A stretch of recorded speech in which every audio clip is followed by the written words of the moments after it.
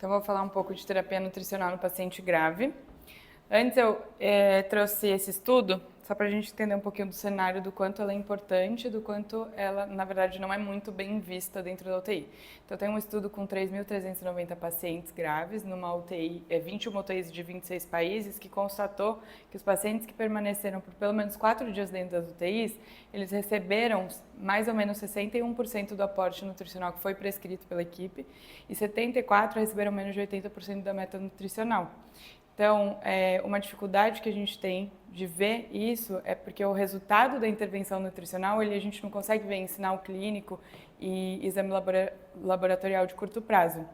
A gente só consegue ver o impacto desse desfecho todo muito lá na frente, quando começa a aparecer complicação de desnutrição desses pacientes. Então, esse é mais ou menos o cenário e mostra como é importante a gente dar uma atenção para a parte da nutrição e não deixar de lado, que é tão importante quanto todas as outras coisas. Tá? Então, aí eu coloquei como 5 tópicos para a gente discutir. Então, quando iniciar a terapia nutricional, qual via que a gente usa, como a gente pode otimizar o aporte calórico, falando em relação à tolerabilidade e algumas necessidades específicas.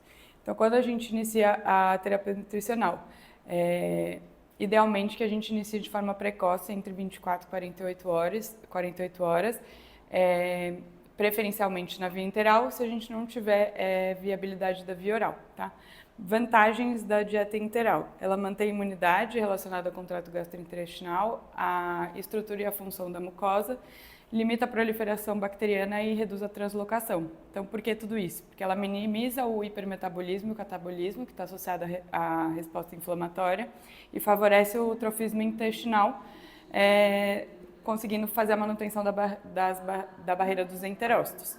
Também, nas vantagens, entra a associação de menor incidência de complicação e o menor custo que ela tem em relação à parenteral.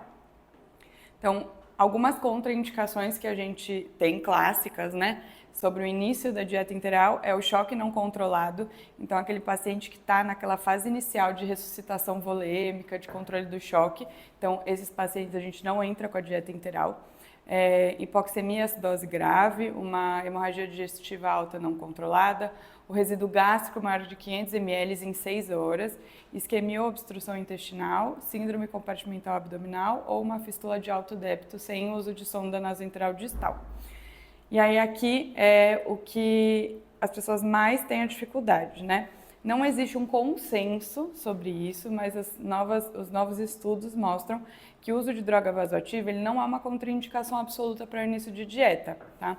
Então, se a droga vasoativa está entre 0,1 e 0,3 microgramas quilo minuto, a gente pode iniciar ou reiniciar a dieta enteral em uma dose trófica entre 10 e 20 ml, e evoluindo ela com cautela, sempre acompanhando sinais e sintomas de intolerância, que aí entra dor, distensão abdominal, aumento do retorno gástrico, então aqueles 500 ml em 6 horas, ausência de eliminação de fezes ou flatos, ou ausência de ruído aéreo, ou a piora da acidose metabólica, que entra como uma contraindicação absoluta, né? Então, desde que já haja uma estabilidade hemodinâmica e o restabelecimento da microperfusão textual, e que esteja adequada.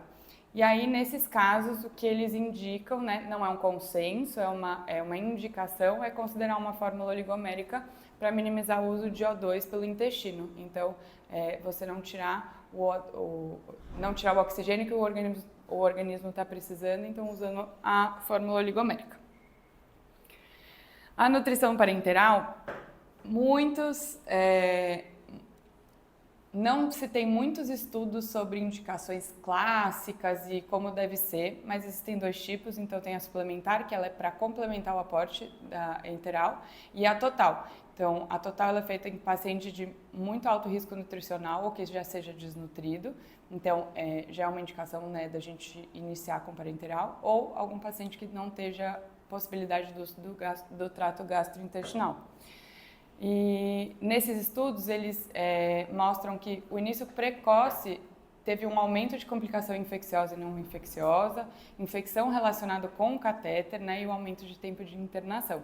E sobre o início existem muitas divergências, mas a maioria dos lugares falam para começar entre 3 a 7 dias. E aí entra no cálculo da necessidade energética. Então, a gente tem dois jeitos de fazer. O padrão ouro é a calorimetria indireta, que calcula o gasto energético de repouso pelo consumo de oxigênio, que é o VO2, pela produção de CO2, que é o VCO2. Só que, de dificuldades que a gente tem nisso, é que ela não é muito disponível em muitos lugares e também ela não leva em consideração a complexidade dos pacientes. Então, ele não leva em consideração qual é a condição clínica que ele está, existem medicações que podem mudar esse gasto, então tem isso como uma dificuldade. Quando a gente não tem a calorimetria indireta, a gente tem as equações preditivas.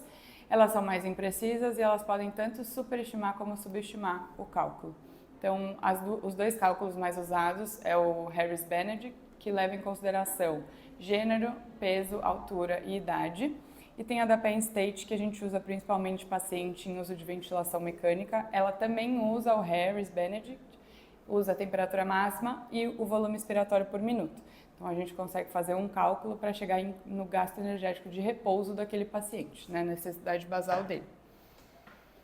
De oferta energética, de um modo geral, a gente sempre inicia nos primeiros dias com 15 a 20 quilocalorias por quilo, né, e vai progredindo para 25 a 30 quilocalorias por quilo entre o quarto e o sétimo dia, se o paciente não estiver ainda na fase aguda da condição clínica dele. Se por acaso a gente tiver a calorimetria indireta, a gente vai usar nessa fase inicial 50% a 70% do gasto energético e progredindo até 100% no quarto dia. De oferta proteica, mesma coisa na dose inicial, que é mais ou menos até o D4, porque se ele ainda estiver numa fase aguda, esses dias eles vão mais para frente. Então a gente usa até 1,2 kg ou grama de proteína por quilo por dia. E aí, na fase que ele já saiu dessa fase aguda, a gente oferta 1,3 a 2 gramas de proteína por quilo por dia. Então, isso é um básico de praticamente todos os pacientes. Uma questão que é muito questionada, né, é o posicionamento da sonda. Não existe um posicionamento que eles dizem ser o melhor ou não, né, mas de vantagem que a gente tem da sonda gástrica é que a gente promove a estimulação fisiológica do trato gastrointestinal e a técnica é muito mais fácil, mais disponível e o início da dieta também é imediato. Após pilórica, a gente começa a pensar como ela é passada por uma endoscopia, ela precisa de mais recursos, de mais mão de obra mais especializada, a gente começa a indicar quando existe uma intolerância, como dor abdominal, distensão, náusea e diarreia, mesmo em uso de procinético, quando a gente tem um retardo no esvaziamento gástrico ou em pacientes alto risco de broncoaspiração. Então, tem várias indicações disso, mas pacientes idosos em ventilação mecânica, que tem um rebaixamento do nível de consciência, um refluxo gastroesofágico, entre outras coisas. Então, a gente aí começa a pensar numa possibilidade de passar uma sonda pós-pilórica. Para a tolerabilidade, o uso de procinéticos, a gente sempre tem que excluir se não tem um abdômen agudo aí associado, então o abdômen tem que ser inocente. A eritromicina é dada como primeira linha de tratamento de procinético e a metoclopramida é alternativa, mas também pode usar as duas em associação. E para a gente adiar a dieta, né, ou parar a dieta, o retorno gástrico tem que ser maior de 500 ml em 6 horas. Isso é uma coisa também que as pessoas ainda ficam pensando de 500 ml em 24, mas os estudos hoje mostram que 500 ml em 6 horas é um motivo para a gente adiar a nutrição.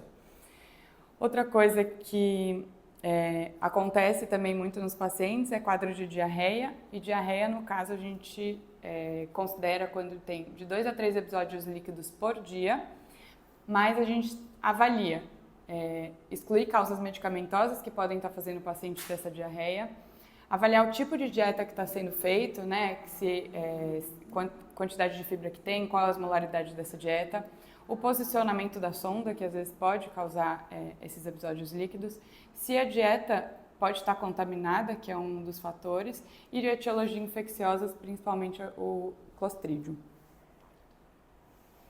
Então, eu peguei 3 casos específicos para a gente falar um pouco. Os outros, a gente acaba usando de uma forma geral, tá? Mas na disfunção respiratória, como a gente tem um catabolismo proteico induzido pela doença, a gente tem uma redução da massa muscular respiratória, diminui a força e a resistência, e isso pode causar uma maior dificuldade no desmame da ventilação mecânica. Então, por exemplo, pacientes DPO-cíticos, pacientes numa síndrome respiratória aguda, a gente dá preferência por uma dieta hiperproteica para a gente fazer com que o paciente não perca tanta proteína, tanta massa muscular. A disfunção renal, a crônica entra como todos os outros pacientes, mas a aguda a gente muda um pouco a meta energética, fica entre 20 e 30 quilocalorias por dia, por quilo por dia de peso seco ou ideal. No ideal, pacientes obesos ou muito baixo peso. E a meta proteica depende se o paciente está fazendo diálise ou não e qual é o tipo de diálise que ele está fazendo. Então aí mudou um pouquinho as quantidades de proteína que a gente vai prescrever para ele. E na pancreatite, antigamente se falava muito de deixar o paciente de jejum, né? Hoje os estudos já mostram que o início precoce da via que seja mais fácil na pancreatite, sendo enteral ou oral, deve ser iniciada. E o uso da nutrição parenteral, para pacientes eutróficos, eles falam para a gente só entrar com a dieta enteral se após 7 dias a gente não atinge as necessidades dele de mais ou menos 60% a 80%. Então, antes disso, não entram com a dieta parenteral. Agora, para pacientes desnutridos, entra naquele slide que eu falei da nutrição parenteral. Se o paciente é um paciente desnutrido, a gente já busca dar a quantidade para ele mais precoce. Então, é a mesma coisa da pancreatite. E também o uso de glutamina, ele pode ser considerado, tanto na enteral quanto na parenteral, a suplementação com glutamina. E esses estudos novos que estão aparecendo, eles mostram que teve redução tanto de complicação, quanto de mortalidade, quanto de tempo de internação do paciente. Está errado ali internação, mas internação do paciente, tá? Então, eu não coloquei nos slides, mas eu acho legal falar que a parte de nutrientes a mais que a gente vai prescrever. Então, a glutamina é uma coisa que a gente fala muito aqui, né? Não existe consenso, né, sobre prescrição ou não de nutrientes a mais. É muito individual do médico que está ali, da experiência que ele tem, mas principalmente pacientes em choque, é interessante não entrar, porque mostra-se que os pacientes em uso desses micronutrientes a mais no choque, ele é pior. Então a gente sempre lembrar. Então, vamos prescrever, sei lá, nutrição parenteral com glutamina para um paciente. Se ele está chocado, a gente não indica o uso da glutamina também, tá? E é isso, pessoal. Eu usei o Kogel e o Braspen. Não, como que é? Braspen, né? É isso.